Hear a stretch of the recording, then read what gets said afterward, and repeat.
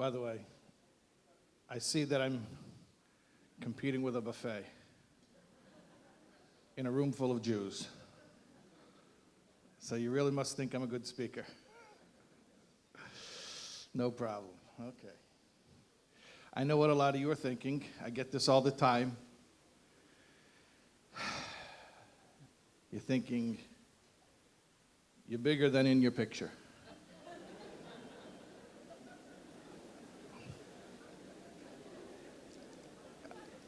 I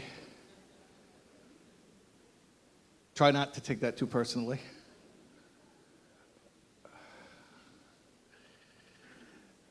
Thank you for inviting me also to England on July 4th. I don't know if you're all familiar with... By the way, I'm American. Can you tell from my accent?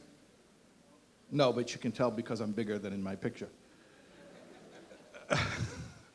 So thank you for inviting me on American Independence Day to England. It's very nice and ironic to be here. You know, an Englishman told me recently, he said, what's the difference between Americans and a cup of yogurt? And he said, if you leave a cup of yogurt alone for 300 years, it'll develop a culture.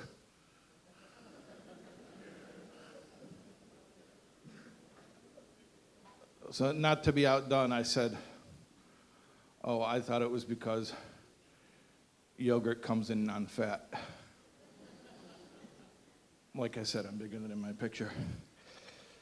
Anyways, Baruch Hashem, by the way, that's all part of the Morabu Maisecha. I'm seeing the diversity, we're all different, each one of us, Hashem's creations, physically, mentally, emotionally, spiritually, we're all different.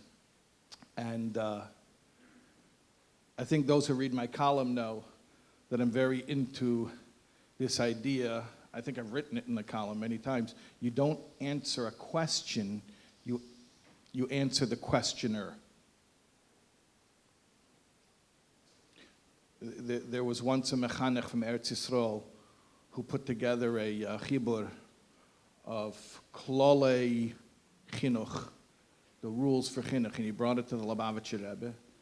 And the Rebbe looked it over, and he said, you're missing one rule, the most important rule of Chinuch. There are no rules. There are guidelines, but there are no rules because each and every child is unique and different. Each and every one of us is different, and we don't all fit into the same mold. Which is part of why I'm especially honored and feel privileged to be at this event for Legadel, and I'm grateful that I was invited to address all of you and to be part of celebrating the work of an organization that allows each individual child to thrive.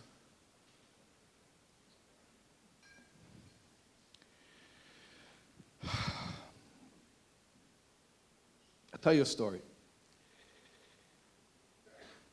Most of you have probably, if you're aware of Hasidic mishpachology, you know of the house of Ruzhin, which comes from the Maggid of Mezrich. One of the dynasties that comes from Ruzhin is a Chassidus called Husyatan, and it's named after a town in the Ukraine. And an interesting thing happened during the interwar years, in the 30s. The Husyatan Rav, the Rebbe of this Chassidus, he moved from the Ukraine to Vienna, Austria. Vienna, Austria in the 1930s, cosmopolitan, modern, secular. And he's walking down the street with the tzir of a Chassidish Rebbe, and a German language newspaper reporter saw him and asked somebody, who is that? Who's that interesting person? And they said, he's the Husyatan Rav, and he's not a regular rabbiner, not a regular rabbi. He's a Wonder Rabbiner. He's a wonder rabbi. The reporter says, well, I've never met a Wonder Rabbiner, a wonder rabbi. like to make his acquaintance. So it was arranged. And the reporter met with the Husyatner Rav. And he said, I hear that you are a Wonder Rabbiner. Pray tell, what is a Wonder Rabbiner, a Wonder Rabbi? So the Husyatner Rav said like this. You know, you have a regular rabbi, congregational rabbi, and he controls a synagogue. Then a little bigger than that, you have a Shtot Rav, a city rabbi. He controls a whole city. Bigger than that, you have a chief rabbi. He controls a whole country. And then you have a Wonder Rabbiner, a Wonder Rabbi. He controls himself.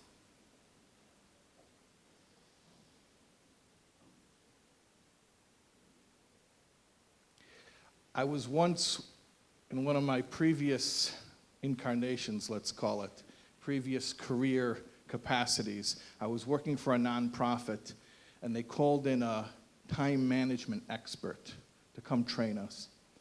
And he opens up like this. He says, everybody write down your definition of time management. So everybody writes it down, hand it in. And after everybody hands in their definition of time management, he collects them all and he says, you're all wrong, which I thought was a nice thing to tell us after we'd already written our answers. You're all wrong. There's no such thing as time management. Time cannot be sped up or slowed down. You cannot manage time. You can manage your relationship with time. You can manage yourself. I think this is rather like what the Husyatner Rav said. What's a Wonder Rabbiner? What's the most wondrous thing that a person can do is manage oneself, be in control of yourself, a balabos of zich. So let me suggest the following. I think a lot of times when people have questions, common questions in life, especially questions that have to do with relationships, that have to do with those near and dear to us, for instance, sholem bayis, marriage questions. People tend to think of marriage advice or marriage tools like time management. They want to manage time. So what's good sholem bayis tactics? Spouse management. If I could just get my spouse to do what I know he or she is supposed to be doing, then we would have sholem bayis. Al derech zeh, in the same vein, what's chinuch? What's chinuch? What's the education of a child? Child management. If I could just get that kid to listen, if I could just get him to do what I know he or she ought to be doing, then I'd have some nachas. But I'm here to tell you like this. Everything in life is about self-management, especially the relationship with our children. What I want to talk to you about tonight, when I talk to you about chinuch, is not how to change our children, but how to change ourselves and the way we view them and relate to them. Is that okay? That's all right? I'm giving us all homework for the rest of our lives, or at least until the kids are married off.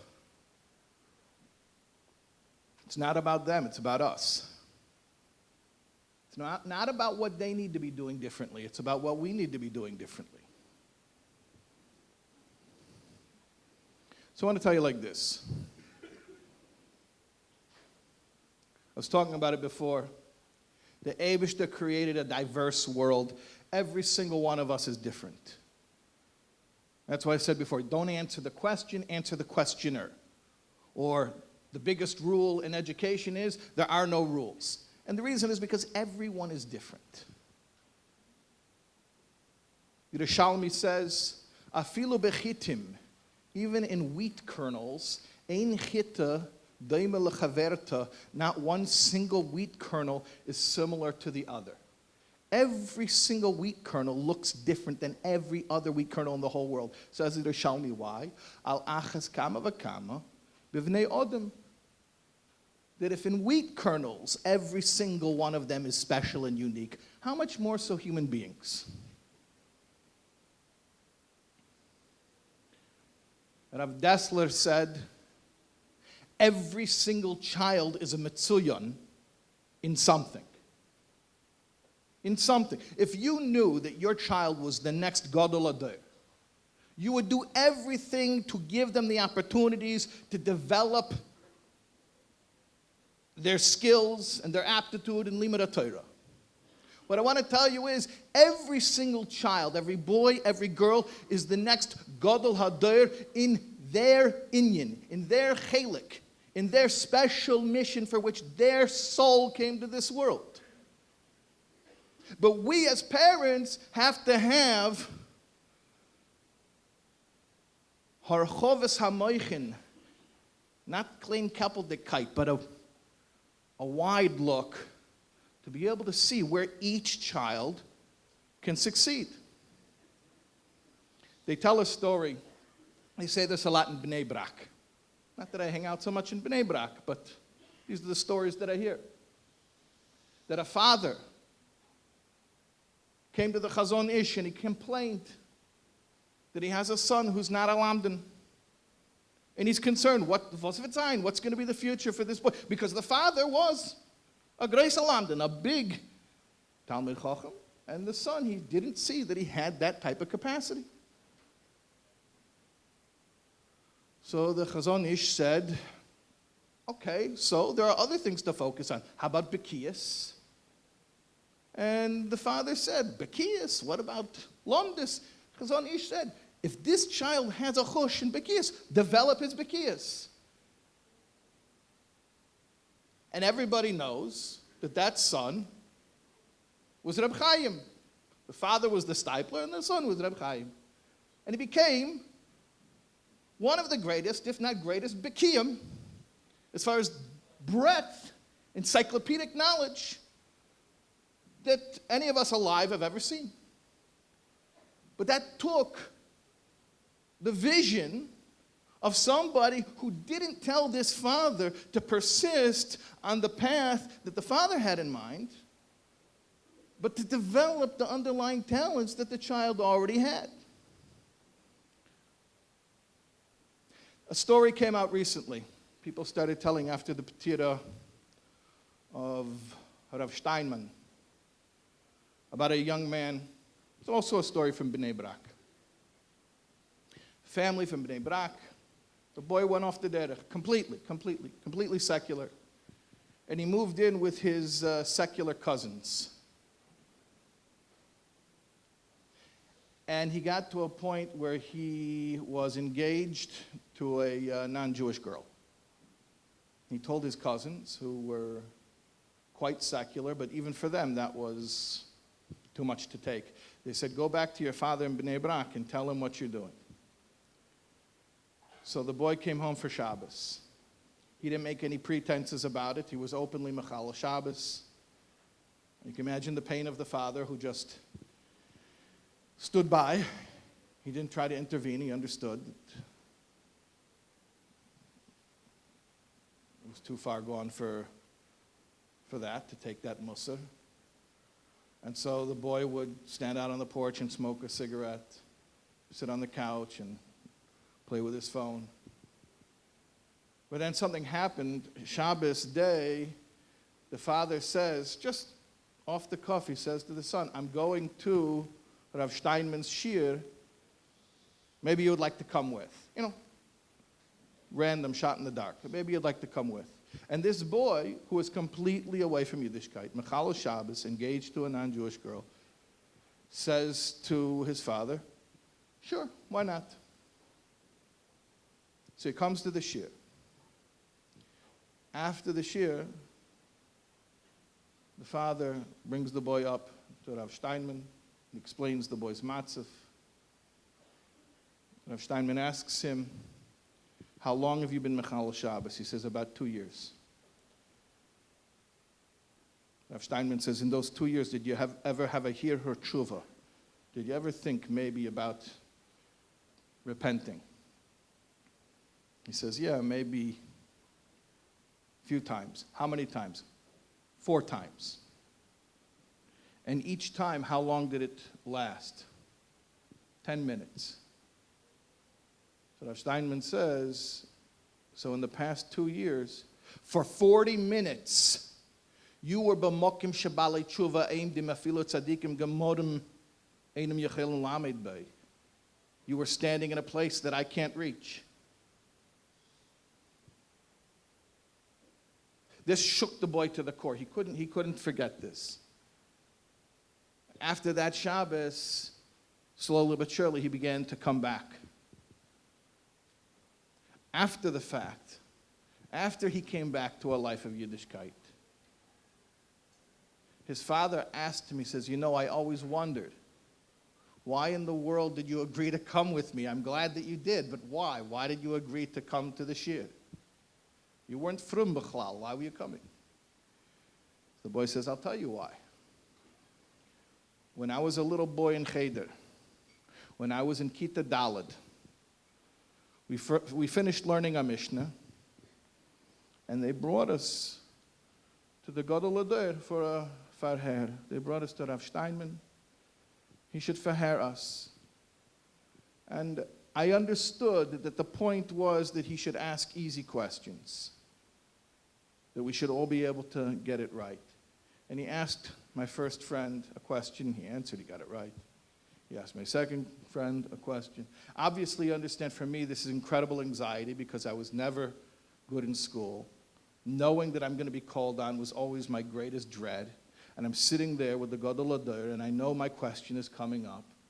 And finally, inevitably, he calls on me, and he asks me a question about the Mishnah that we just finished learning.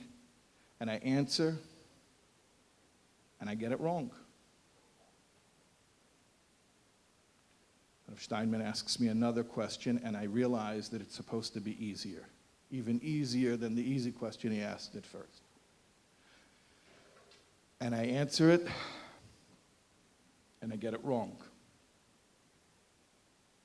He asks me a third question, an even easier question. It's the easiest question. I see my friends rolling their eyes. It's that easy. And I answer it, and I get it wrong. And it's the humiliation, it's the hurt, the embarrassment, the shame. And then I watch all my friends walk one by one out of the classroom, and then Rav Steinman gives each one of them a candy for the faher. And I was the last one out of the room. He calls me back, and he says, in Torah, we judge by yagia, by effort. Everyone put forth the effort of answering one question, therefore they received each one candy. You put forth the yagia, the effort of answering 3 questions, therefore you get 3 candies. And then Rav Steinman proceeded to give the boy 3 candies, which he placed in his hand. Right before I came up here, Rabbi Arya was mentioning why Yidden are called Yisrael.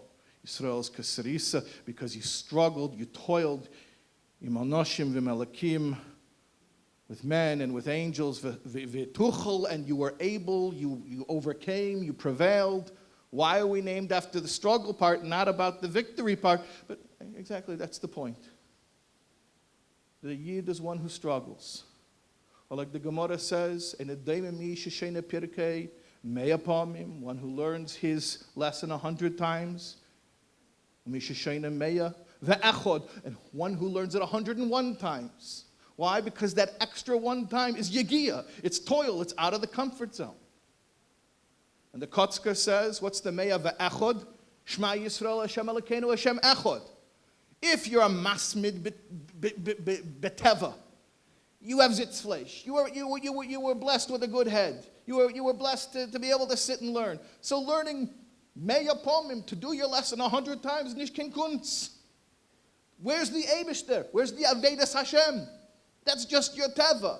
The Avodas Hashem comes along in the Me'ah Ve'echad, Shema Yisrael Hashem Elokeinu Hashem Echad, when you push one more past your comfort zone. So even for the Masmid, even for the Lamdan, it's not Avodas Hashem until he's uncomfortable.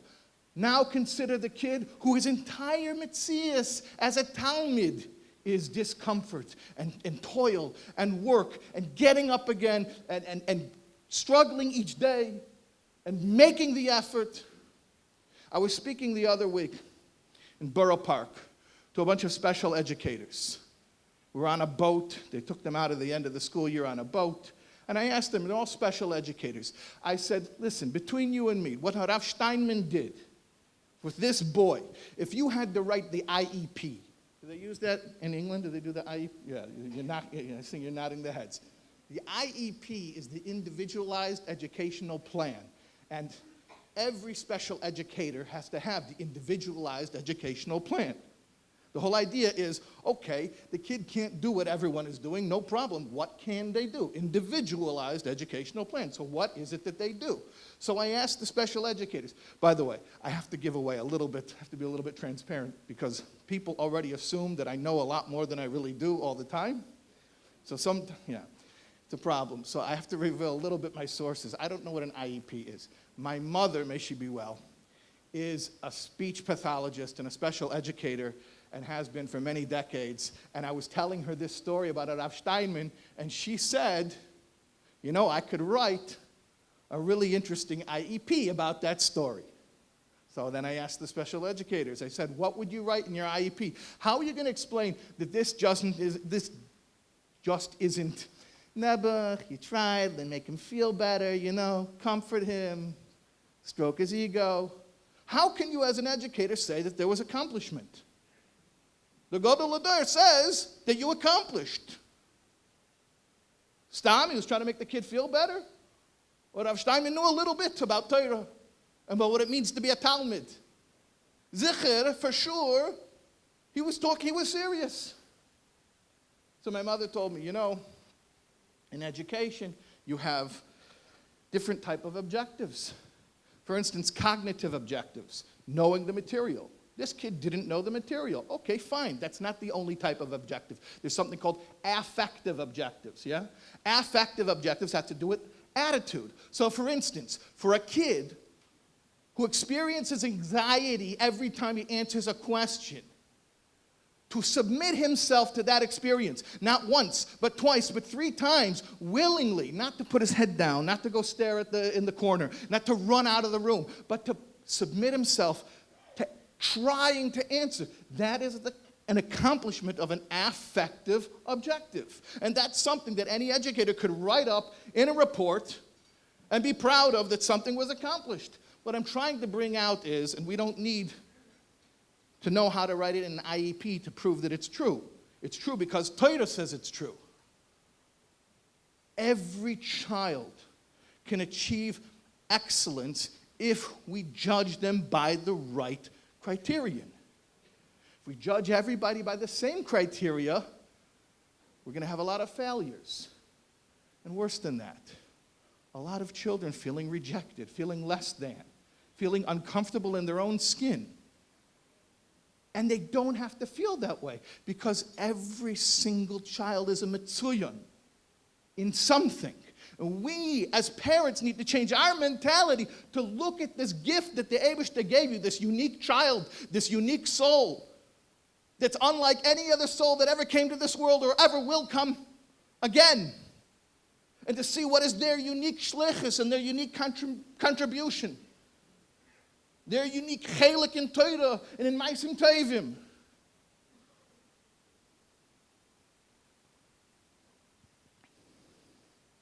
So this is what I want to talk about. How to see the greatness, the uniqueness in each child. Because it's there. It's there. Hashem does not create redundancy. Afilu bechitim ein chita deimel lechaverta. No 2 wheat kernels are alike. You're telling me 2 children, 2 precious neshamas are alike?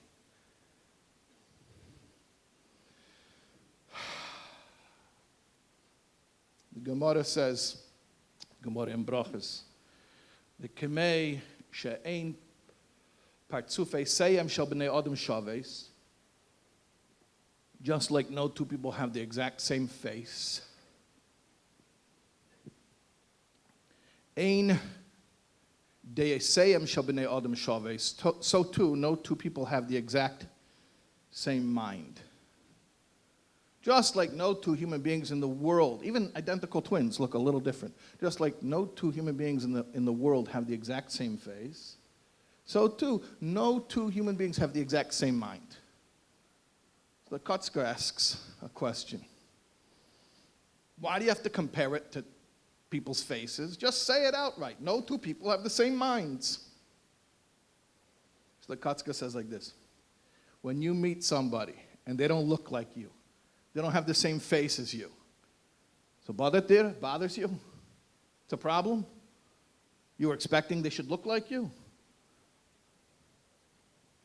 So how come when we encounter somebody whose mind operates uniquely, who sees reality and understands their experiences and processes information differently, all of a sudden this becomes a problem? It would be a problem the opposite way. If the Eibishter would make everyone with the same face, the same mind, the same shlichus, that's not the way the Eibishter did it. He did not create redundancies. Every neshama, every child that is born has a unique koyach and a unique mission that cannot be done by anyone else in the world. And this is what we have to bring out. We need you. We need you because nobody else can do what you do. Ask not. Here's my American politics coming out here. July 4th. Plagiarizing from Kennedy now. Ask not what your country can do for you, but what you can do for your country. We try to sell the kids on what Yiddishkeit can do to enhance their lives, as if Yiddishkeit were the world's greatest self-help program. It's not right. What can you do for Klal Yisrael? What can you do for the world? Avodas Hashem means you're serving somebody. Whom is being served if you're an Oved Hashem? Hashem. What are you giving Hashem? Don't worry what Yiddishkeit. We try to sell them so much on what the benefits of a Torah life. We try to sell them what Yiddishkeit has to offer. They don't want to hear it. They don't want to hear what they need. They want to hear what they're needed for. And that what they're needed for can't be done by anybody else. It's a mitzvah shiaf shelasis al de'achedim. They tell a story that when Rabbi Aaron Kotler used to be driven up on the Garden State Parkway, he used to ask specifically they should go in the manual toll lane and not to go to the automatic lane. Now, it takes time. It takes extra time. Bittul zman. Rabbi Aaron has extra time to spend. He's taking the manual lane instead of the automatic. And now today we have the easy pass. In America, we have the easy pass. So somebody asked, and he said like this guy is sitting in the toll booth all night. What, he should feel like he's useless? If it takes me an extra few seconds to go through the manual lane, that this guy should understand that he's needed, that's what I'm going to do.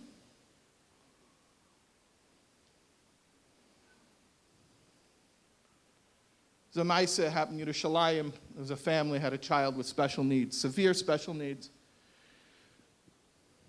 And they felt the best thing for him would be to live away from home. And there was an institution that they were looking into. And but they were torn about it because they weren't sure if the ruchnius would be up to par. So they went to the Shlomo Zalman Auerbach, and they asked him what they should do. And he said, well, what does the child say? Deya, he has an opinion. They didn't think of that. What does he say? They said, we didn't ask him. Shlomo Zalman said, you bring him in, I'll ask him. So they brought the kid in, severely special needs. And Shlomo Zalman asked him,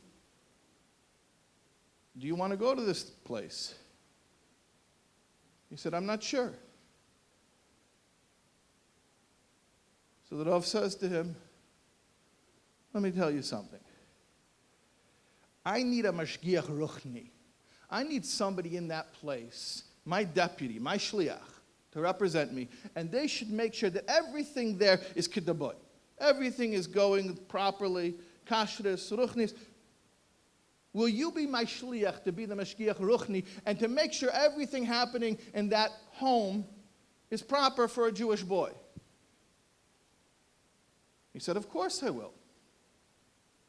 And the boy went. And he took the job very seriously. He would report in. Ad kedei kach, to the extent when the parents would want to bring him home for Yom Tov, and he said, I can't, I have a responsibility.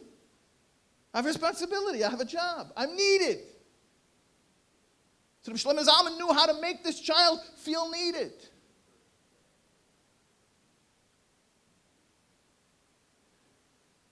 And I want to tell you something, in this world today, if you're not the one who makes your child feel needed, there's somebody else who will. And you don't necessarily get to pick who that is.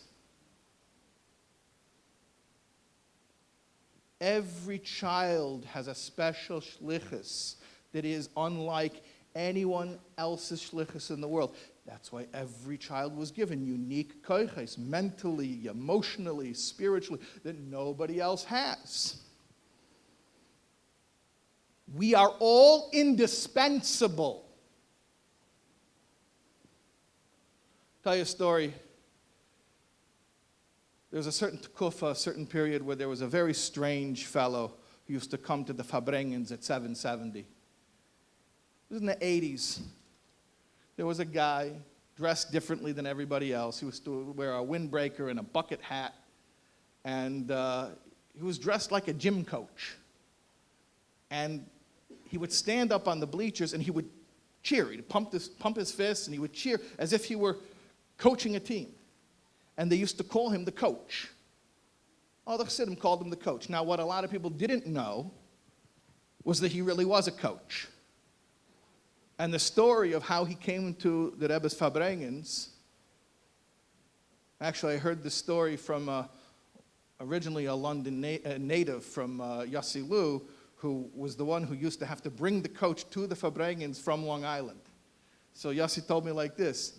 This guy, the coach, he was the coach of the Harlem Globetrotters basketball team. Oh, by the way, good luck in the World Cup. I'm mentioning basketball, I figure, a little, what do you guys call it, football? Yeah, okay, good luck against Sweden. Yeah. On Shabbos. Nobody better know the score at Shalashudis, I'm telling you that. That's strictly Malava Malka information.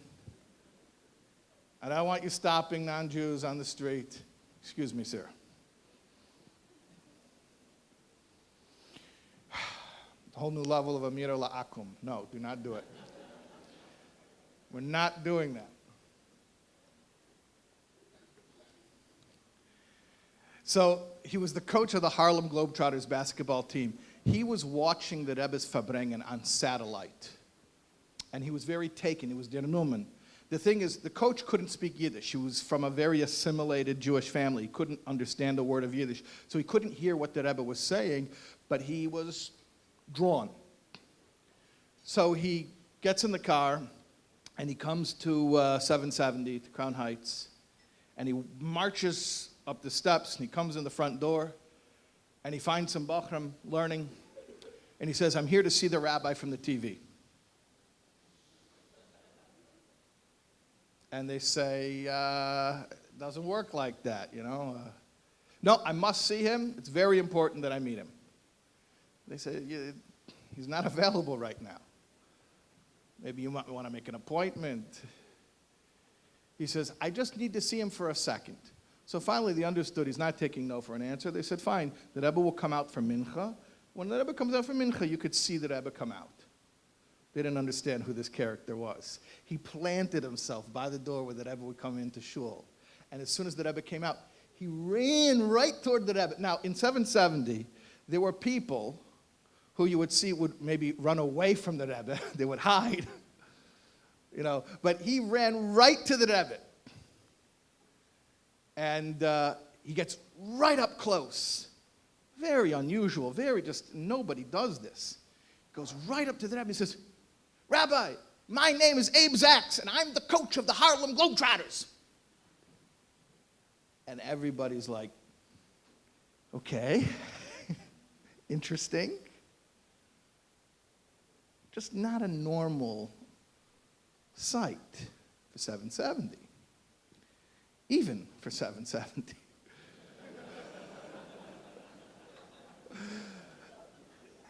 You have to be in a special league to distinguish yourself like that. And of course, the Rebbe didn't flinch, and the Rebbe doesn't surprise us that Rebbe answered compassionately or respectfully. That's not why I'm telling you this story. The chiddush of the Rebbe's answer is just something. Who'd think of it? Who would think of it unless you really, really saw people this way? The Rebbe looks at this fellow. Without missing a beat, the Rebbe says, "Good, I need a coach," and keeps walking to Mincha. You see what the Rebbe did there? You see what he did? If you would take the chevra at the Fabrengens, 3 a.m, after the Rebbe finishes Fabreng, and you would say to them, "Guys, listen, what could we do? What could we add? Something new we could introduce to the Fabrengens that would take us to the next level. What do you think we could do?" I promise you, nobody in a million years was going to say, "Well, let's get a basketball coach with a bucket hat to stand on the bleachers and pump his fist and cheer us like we're at a sports game." Nobody thought that's what we need.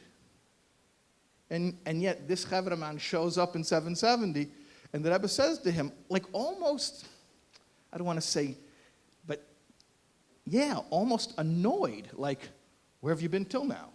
You're the coach? Then how are we getting by without you?" See, that's the difference between tolerance and interdependence. Tolerance means no one wants to be tolerated. You want to be tolerated? Okay, I guess it's fine. Come on in, we'll make room for you.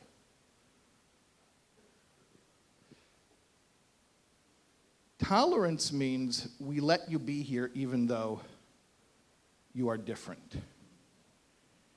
Interdependence means we need you here precisely because you are different. Avas Yisrael and Achdus Yisrael has nothing to do with tolerance. We don't tolerate a Jew. We don't overlook his differences. We look straight at his differences and appreciate them as an asset that we need. The Abderov used to say that you could find Avas Yisrael in every parsha of the Torah. Every word. Somebody said, "What about Balak?" He said, "It's right in the name. Balak is Rosh Tevis, v'yahavta l'reacha kamecha." So somebody said, "That's not so. Because v'yahavta is a vav, not a vase, and kamecha is a chaf, not a kuf. You only have one letter out of the 3 that's actually correct." And Abderov said, when it comes to v'yahavta l'reacha kamecha, you can't be so fussy.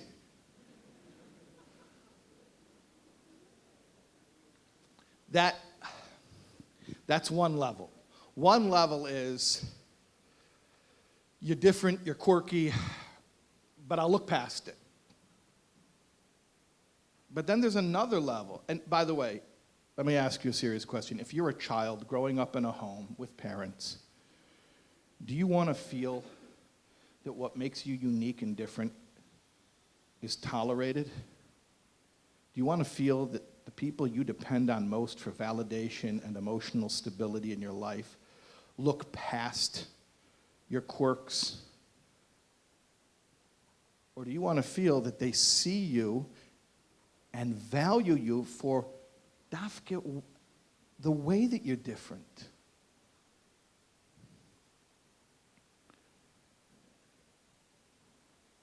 Even the wheat kernels are not identical. How much more so human beings, precious children?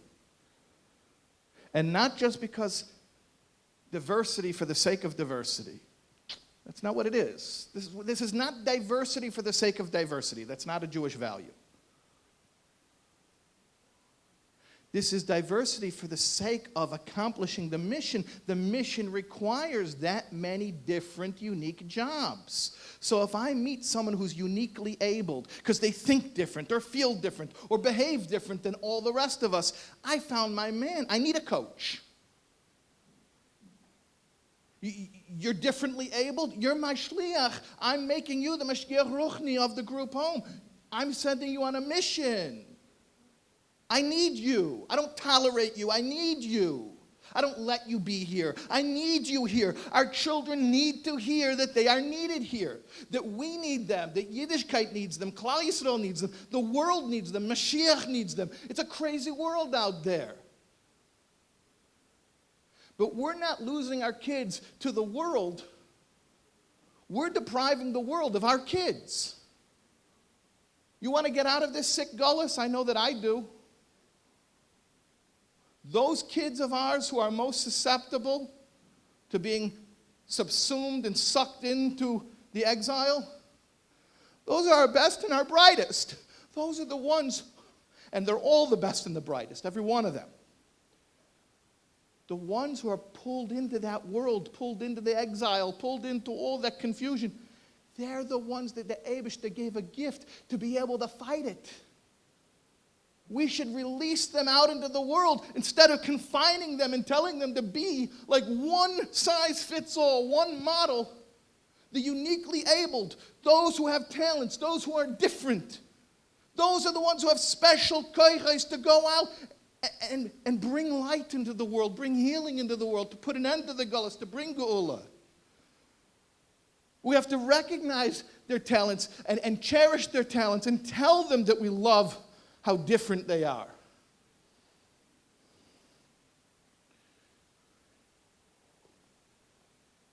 You know, it says about the Emois,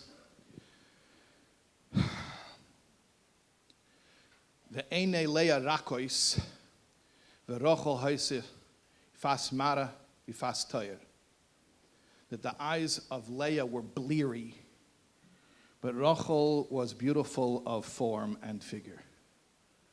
This is a nice way to speak about your mothers. Oh, beruchnias, yeah, it's spiritual. Okay, this is a nice way to speak of your mothers. So Rachel is spiritually and ein mikra yetim midei pshutai, also physically. She's the beauty. She's the typical textbook beauty. She is social, and she's a leader, and she just falls into the stream of everything, and she's always the valedictorian, top of the class, and it's easy for her. That's her nature. She's just gifted that way. Yifas mari, yifas toyer. Then you have her older sister. Isn't that the older sister living in the shadow of the successful, cheerful, popular, beautiful younger sister? Eine Leia Rakois, she had bleary eyes. You know what she was? She was not conventional like Rachel. Rachel was your typical beauty. Leia was interesting. That worst of all descriptions that anyone can ever call you. That euphemism that stabs you in the heart. Interesting.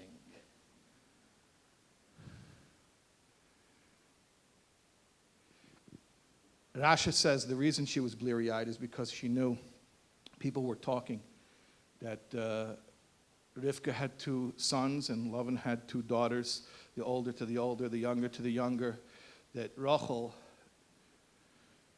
the cookie cutter star Talmida that she is, she's going to grow up and she's going to marry Yankov.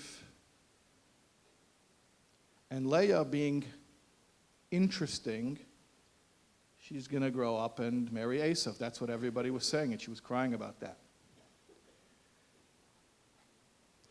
Every one of us, so you have two mothers, and so we're all like one of our mothers. Every one of us is either a Rachel or a Leia. I'll ask you, think about it yourself. You don't have to say it out loud.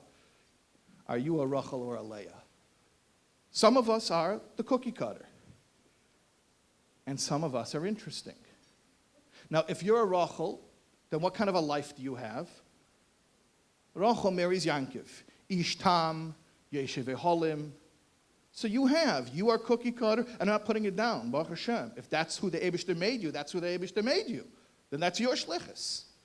And you have the picture-perfect Jewish life. You marry a chashav ben Torah. Everything is the way they told you it was going to be when you were a little girl. And if you're Leia, who do you marry? What kind of a life do you have if you're a Leia? You marry an Esav. Ish yadei tzayid. Professional. Sounds like you had a job. Ish sodeh. Probably means a blue shirt. And you're going to say to me, well, that's an einish, that's a punishment. Just because Leia is interesting, now she has to marry Esav HaRasha? So can I share something with you? I didn't make it up. I saw it in the Medrash. Well, I didn't see it in the Medrash. I saw it in Rashi, who brought the Medrash.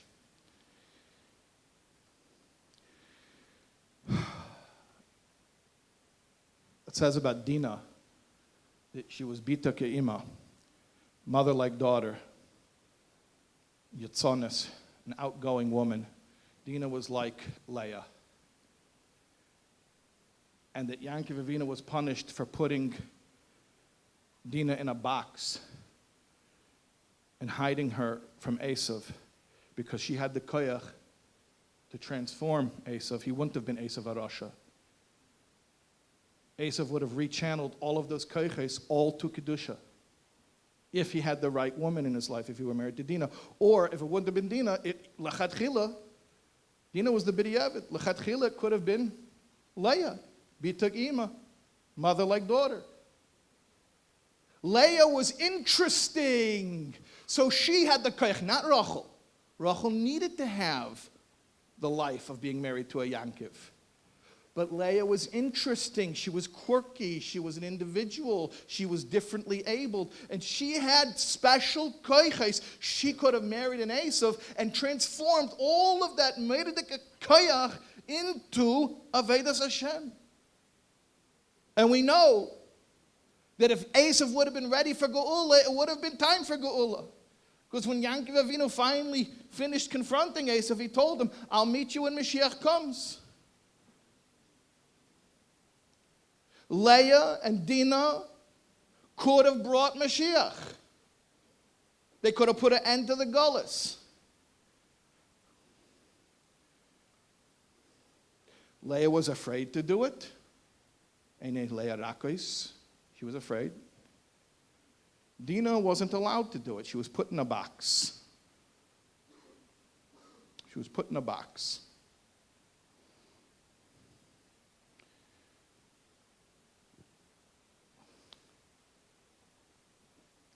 Mothers and fathers, the Eibishter trusted us with the most powerful neshamas that have ever come into this world. Neshamas with meridika koiches. With koiches to mamish, to take the gullus and transform it into geula.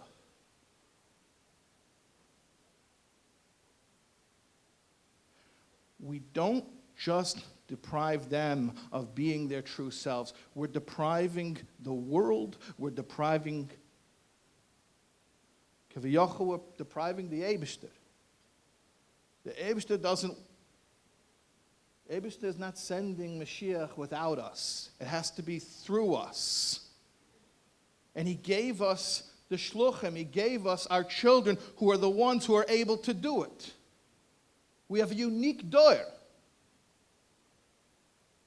We have a unique door. The children born today are not like any other children, and they don't live in a world like any other world that other children lived in. And they have unique koiches. It's up to us. And sometimes, by the way, I'm not going to pretend there's not a grieving process that goes on when we have to let go of expectations. But like you may have heard before, expectations are premeditated resentments.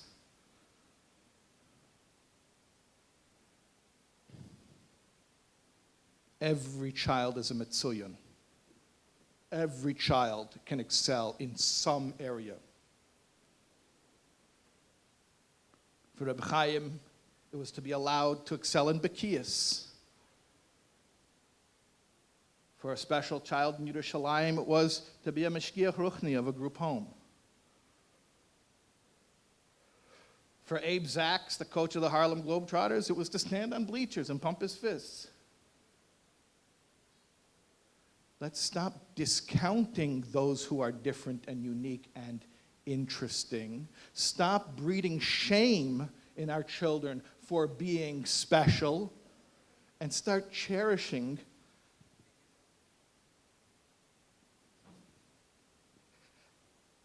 every single child you have is Hashem's only child. And there's no one else like them in the whole world. There's no one else in the whole world like your child, not even your other children. Lo manivra adam yechidi. Why was Adam, the first man, created alone? Lamedcha, to teach us that the Adam is a olamole, that every individual is a whole universe, is a world.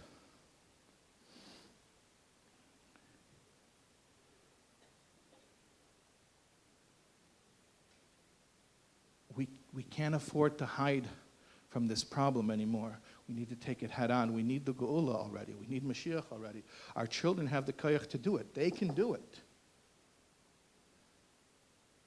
They can do it if we love them and nurture them and accept them and cherish what's special about each of them. And we can heal the whole world instead of hiding them from the world. Just leave you with one last thing to think about. There was one time a father who was very busy, so busy that he had a home office. So when he'd come home, he would work, even at home. And he was sitting in his office, and he was working. And his little boy, his son, 8-year-old son, came over to him and said, "Daddy, I want to play." His father said, "I'm a little bit busy right now. We can play later." He says, "No, please, Daddy, I want to play." The father didn't know what to do. He saw a magazine lying there in the office. On the cover of the magazine, there was a picture of the globe, of the world, with all the continents and the countries. So he tore that magazine cover off from the magazine, and he started tearing it into pieces. And he tore it into 100 little pieces, and then he put them into the child's small hand, and he said to him, "Here, a puzzle. Put together the puzzle, this picture of the world." Now, the father knew good and well that this little boy didn't know what a world looks like. He doesn't know the map. He doesn't know the continents, the countries. This will keep him busy for a good long time. And with that, the father went back to working. 10 minutes later, the little boy runs back into the father's office and he says, "Daddy, Daddy, I'm finished. Come look." Father says, "It's not possible." The boy says, "It is. Come." He goes into the dining room. He sees on the dining room table, there it is, 100 torn up tiny little pieces assembled perfectly. He sees there's the whole world. There's the world, the globe, all put together. Father says, "How did you do it?" Little boy says, "I want to tell you the truth, Daddy. I don't know what the world looks like. I didn't learn that yet. But it was a magazine cover. On the back of the cover, there's the full-page ad, and it had a picture of a man. I don't know what the world looks like, but I know what a man looks like." He lifted up each piece, and he turned it around, he showed him the back. He said, I didn't put together the front. I put together the back, and something interesting happens. You put together the man, and the whole world comes into place.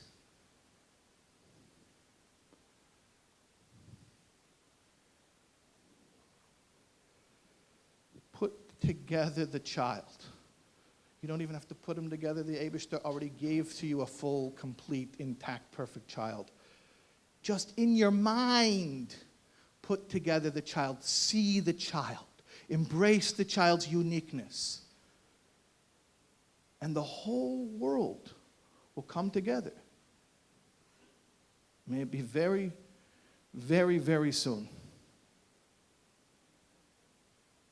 Aidei Bias Mashiach Tzidkenu. B'mheira v'yameinu. Amen.